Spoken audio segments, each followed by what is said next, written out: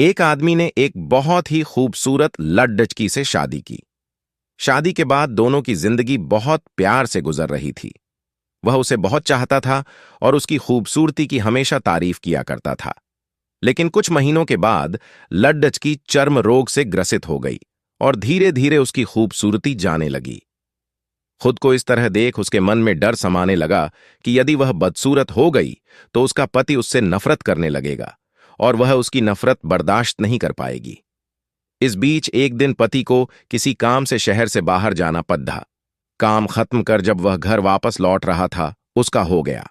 मैं उसने अपनी दोनों आंखें खो दी, लेकिन इसके बावजूद भी उन दोनों की जिंदगी सामान्य तरीके से आगे बढ़ती रही।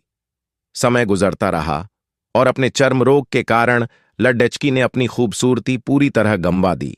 वह बदसूरत हो गई, लेकिन अंधे पति को इस बारे में कुछ भी पता नहीं था, इसलिए इसका उनके खुशहाल विवाहित जीवन पर कोई प्रभाव नहीं पड़ रहा। वह उसे उसी तरह प्यार करता रहा। एक दिन उस लड़की की मौत हो गई। पति अब अकेला हो गया था। वह बहुत दुखी था। वह उस शहर को छोड़ दाच कर जाना चाहता था। उसने अंतिम संस्कार की सारी क्रियाविधि पूर्ण की और शहर छोड़ दाच कर जाने लगा।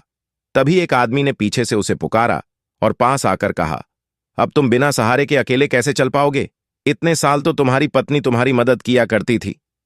पति ने जवाब दिया, दोस्त, मैं अंधा नहीं हूं। मैं बस अंधा होने का नाटक कर रहा था, क्योंकि यदि मेरी पत्नी को पता चल जाता कि मैं उसकी बदसूरती देख सकता हूं तो यह उसे उसके रोग से ज्यादा दर्द देता। इसलिए मैंने इतने साल अंधे होने का दिखावा किया। वह बहुत अच्छी पत्नी थी। मैं बस उसे खुश रखना चाहता था। खुश रहने के लिए हमें भी एक दूसरे की कमियों के प्रति आंखें बंद कर लेनी चाहिए और उन कमियों को नजरअंदाज कर देना चाहिए।